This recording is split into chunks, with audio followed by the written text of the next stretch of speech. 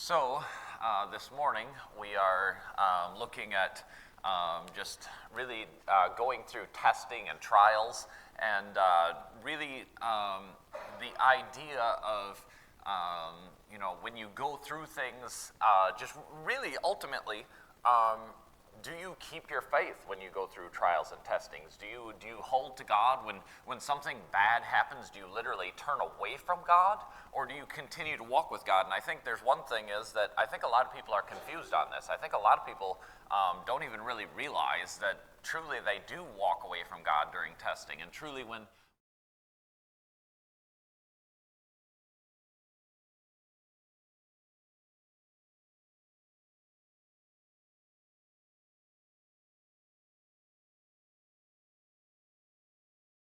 we are meant to hold the line during testing. And I was thinking, some of the things I was thinking of this message this morning was that we would live a difficult life, or a difficult and harder life sometimes today, for something better tomorrow. And I was thinking a little bit of like a football game, or any sort of game. Maybe you defer a kick, and you'd be like, well, we will be on defensive now, but we will be looking forward to getting the ball in the second half, right? And that's a little bit how it is in our life. We don't look to the things right now. We're deferring a lot of life to walk the road that we're supposed to walk for the future that we'll have in the future ahead. I see the Bears fans looking really serious right now. Shouldn't have brought that up right now. But anyway, I was thinking one more. I don't know, this just happened to pop into mind. I was thinking of, I'm really rambling. A lot of this wasn't part of my notes even yet this morning, but I thought of this, and I was like, when I was thinking of testing, I don't know why, if my mom's watching, sorry, but I remember testing, bending but not breaking. And I was thinking, I remember when I was young, I used to break my mom's hangers all the time. And I'd be like, we grew up with these metal hangers first, right? And then we went to plastic hangers, and I was like, they bend so far. These things just don't, and then they do. Maybe some of you know what I'm talking about. So many times I'm tempted to see just how far can that thing bend, and then I'm like, whoops, yeah, right? There's got to be other people who do that. It's hard not to. But anyway, in a certain sense, it may seem that sometimes God, yeah, there are people, I knew it. But anyway, sometimes, or maybe they're not. Maybe they're just laughing at me. I don't know. I got to get to the message at hand this morning. Anyway, it seems as though God may bend us sometimes. And it may seem as though he's bending us to see just how far we can bend without snapping. A serious amount of testing. So he says this in 1 Peter 4 chapter 4, verse 12. He says, beloved, do not be surprised. He says at the fiery trial when it comes. He says to test you as though something strange were happening to you. He says, brothers, don't be surprised when this fiery trial comes upon you. And he says to test you. And, I think, what should we expect when we accept Jesus Christ? We begin to walk with Jesus Christ. We begin, our life starts to turn towards him, and we start to follow him. Should we expect, just, rainbows and butterflies? Should we expect just blessings pour on us? Like God is like, you've chosen to follow Christ. Now here's all these earthly blessings. Is that what we should expect, or shouldn't we? And Peter says this, he says, don't be surprised at the fiery trial when it comes upon you, to test you as though something strange were happening to you. It's almost like this is maybe beyond bad luck. Like this is almost like things are really hard. Like, how did my life get in this mess? Where did I go wrong? This is very, very difficult. And I think, we shouldn't always be assuming that salvation is going to bring us this, all of this earthly joy. And I do want to point this out. Salvation does bring joy. And I was thinking to myself, and I was like, you know what? I don't even know if life would be worth living without God. I don't even know. I was like, what's the point? If everything you did was for nothing. If everything you did, you just die in the end. If everyone you try to help, they die. If everything you do is for nothing, the depressing thought of without the joy of God is an unthinkable thought. And so we have a joy in Jesus Christ. I'm like, I know life matters, and I know everything is worthwhile, and I have joy that I'm like, it is so good to know God, and it is so good to believe in God, and it brings me so much joy. But that's a different joy. That's a joy that can't be taken away by what happens in the world. That is a much different sort of joy. And I was thinking about, even Peter. As Peter wrote this, Peter had his faith in God. He had his trust in God. And, there are, some writers throughout history. Clement of Alexandria, he wrote about Peter's life and his death. And he wrote about right around 70 AD, so about 100 years after Peter died. And then so did, and I'll probably pronounce this right, but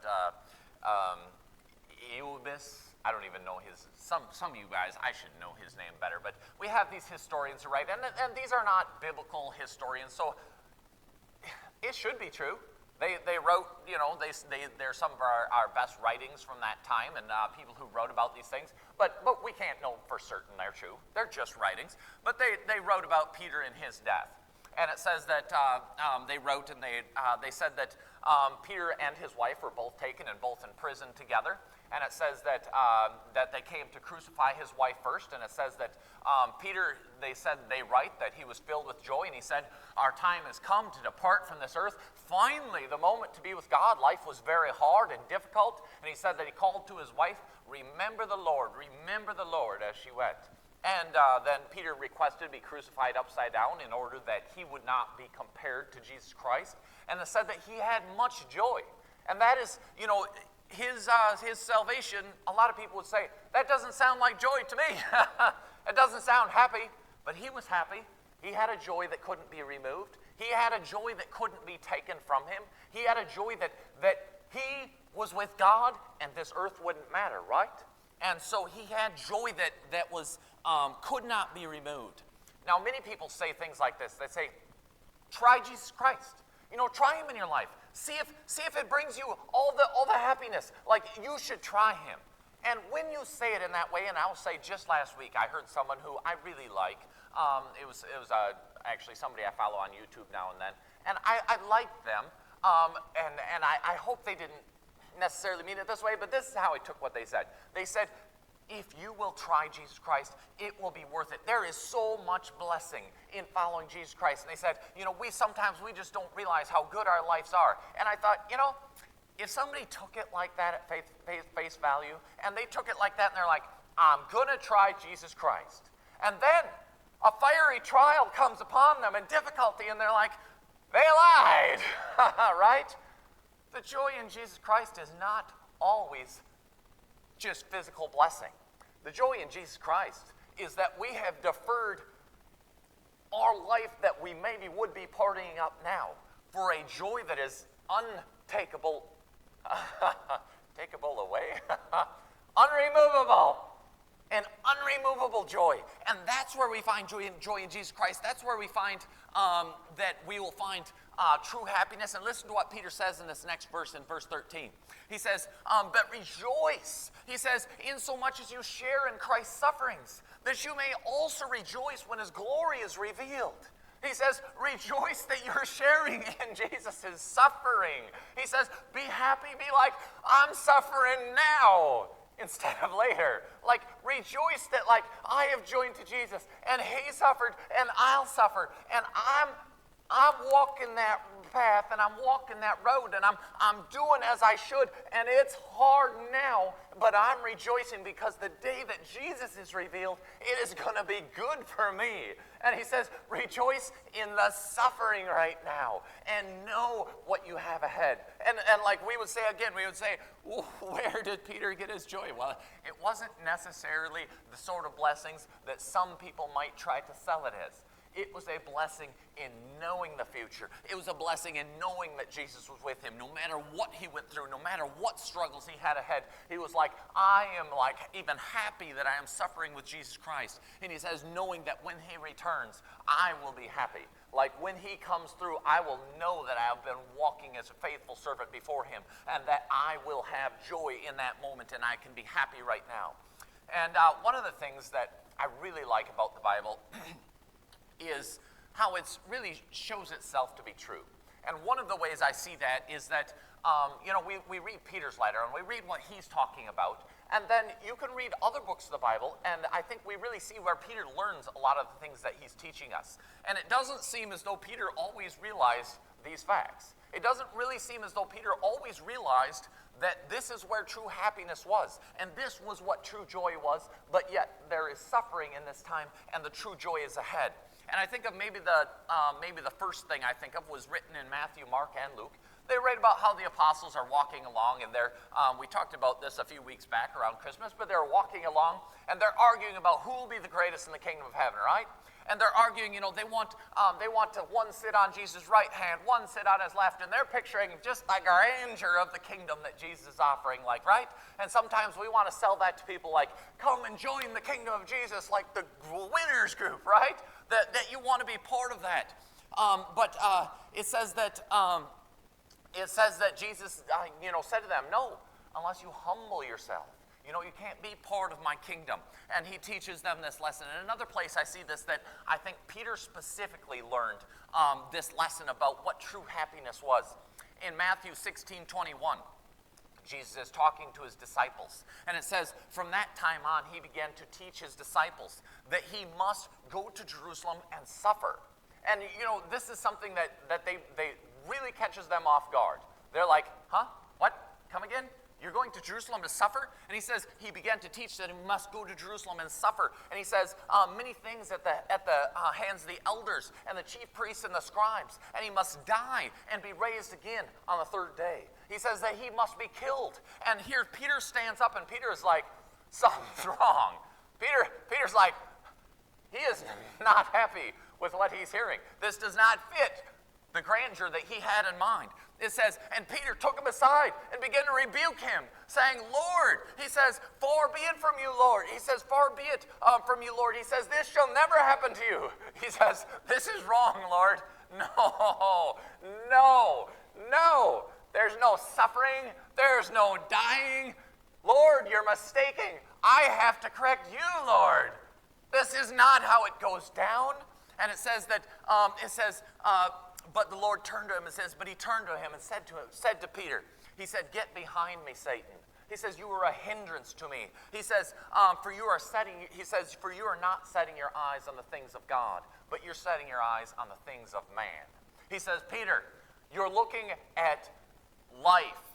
You're looking at this world right now, human things, the things of our day, the things of our age right now. But he says, you're not looking at the things of God. You're not looking to eternity. You think that suffering is a no-go. He says, I got bad news for you. Must suffer today, and we will live for eternity tomorrow. He says, you need to set your mind not on the things of this world, but on the things of God. He says, you need to look at the right blessings, and you need to look at the right things. You need to look at the things that are important. And he corrects Peter in this. So now Peter, and I sense a wiser older man as he writes this letter. He says, beloved, he says, be not surprised when the fiery trial comes upon you, to test you as though something strange were happening to you. He says, don't be surprised when hardship hits you. He says, don't let it catch you off guard. It might have caught me off guard at first, but now I know, and now I'm going to teach you. And I see again where Peter may have learned this exact lesson, and maybe even the reason he's saying it to us right now. I thought of here in Luke 22:31. It says this. It says that Jesus is speaking to Simon Peter. And Jesus said to him, he said, Simon, Simon. He says, behold, Satan has demanded to have you, that he might sift you like wheat. And he says, Satan wants you, Peter. And he wants to take you like wheat and just like slam you down until like the hull falls off you and blows away. Like he wants to just absolutely pummel you, Satan. Or Satan wants to pummel you, Peter. He wants to absolutely crush you, Peter. And maybe Peter is thinking, well, it's a good thing you're standing between me and him, right? And he says, the first thing he says, Jesus says, but I have prayed for you. And you're like, oh, good. Oh, Jesus prayed for Peter. What did that prayer sound like? Did Jesus say, oh, God in heaven, make sure Peter doesn't go through trials. Make sure he doesn't go through this. Is that what Jesus prayed? Listen to what he says. It says, but Jesus said, I have prayed for you that you may not fall, that your faith may not fail. And he said, that's not good. Jesus prayed, but what he prayed was, I prayed that when he does this to you, your faith comes through alive, that your faith does not fall. He's like, you didn't mention avoiding it. You didn't pray not to let it happen. You prayed that the faith would come through alive, that he would come through still with his eyes on Jesus Christ. And then he says, and when you have turned again, strengthen your brothers. So Jesus is like, I prayed that when you just get pummeled and when life is awful for you, you would stand up, brush off, and tell your brothers to be strong when tests come. Tell your brothers, listen, when your faith is tested and when it's put to the fire, you need to pull through. You need to realize that God does not necessarily just ask you to believe in him and just walk on in. He sometimes will put fire to that faith and be like, do you still want to follow me? Did you just choose to follow me because you wanted something of this earth? Or would you follow me yet, right? And Peter stands up as he should have, as Christ prayed that he would have. And he strengthens us, doesn't he? He says to us, don't be surprised when the fiery trial comes upon you to test you. Don't be surprised when this earth is a real bummer. And he says, that you would stand strong and pull through, right? That you would come through this. And he says, but rejoice insofar as you share in Christ's sufferings, that you may rejoice when his glory is revealed. So that when Jesus Christ is revealed, when he comes from heaven, that you can stand with him being like, I held to him even when the life I lived on this earth was really bad. But he still has joy. He's praising God through it. That is a different sort of joy. That is something that can't be taken away from us. That is something that when you talk about the joy when you choose Jesus Christ, it's a better joy than any other joy out there, no doubt. But don't get it confused that it's just all hearts and flowers and rainbows, right? It's not necessarily. And we need to make sure that we are holding to this. And I think really ultimately, in closing here this morning, what I want you to realize is that, much like James says, when you've stood the test, you will receive the crown of life. And we have a lot of decisions we can make. We can lash out in anger and hatred, and we can lash out in disobedience, and we can not let our tongue be controlled, and we can blow up in a million different angles, and we can choose whatever passions of ourself and our flesh and we can just explode in any direction but the right direction, right? And I think that ultimately, to truly pass through this test, you would hold to Jesus Christ and you would walk towards him, although you don't understand the trial you're going through, and that you would keep following him in submission and obedience to him, that you would walk to Jesus Christ even as you go through these trials, that even if Jesus were to say to you, would you still follow me? Would you still follow me? You would come through being like, yes, and I'm still following you, right? That you would come through even if maybe the blessings of this world weren't maybe what you were thinking that they would be, but that your faith was important because you had looked to Jesus, the thing that would come in the future, and that you're rejoicing in what's ahead. Maybe you're trading off what you would have had right now. So let's just go ahead and close in a word of prayer this morning. But I just hope that if there's anyone who has misunderstood or maybe thrown off Jesus Christ because they're like, man, my life just isn't what I thought he would have given me. Like, he doesn't seem to be giving me the blessing. Maybe we didn't understand how this works, right? But I just hope that that you guys can understand that testing comes, and maybe even Jesus Christ would pray for you in your testing, but it might not be quite how you thought. Maybe he wanted your faith to be strong, and maybe he wanted your eyes to be focused as you go through this. And I just, if you have any questions or anything about salvation, I'm always right here. Come and talk to me about it and discuss it. But just make sure that you understand that Jesus Christ asked us to go through testing sometimes and go through trials sometimes, and to keep our eyes on him. And it may be the worst testing you could imagine, but yet as Christians, we can still rejoice. And we can still say, so long as my faith is on him, I have the greatest joy that cannot be removed. So let's go ahead and close in a word of prayer this morning. Our God and Father, I just pray that you would just help us as we go through life and as we go through difficulties, Lord, that it's not always easy to remain strong, and we don't always understand what's happening, and we don't always understand why, and many times we wish things were different, Lord.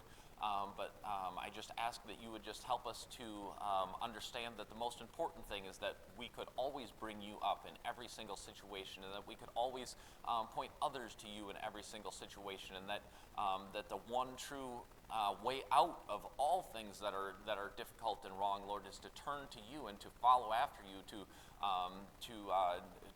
only follow you. You are the one and only way to true joy, to true happiness, and to escape the difficulties of this world, Lord. But help us not to be focused on the things of man, but help us to be focused on the things of God. And I just pray that you just help us to learn this lesson. And I pray this in your Son's name. Amen.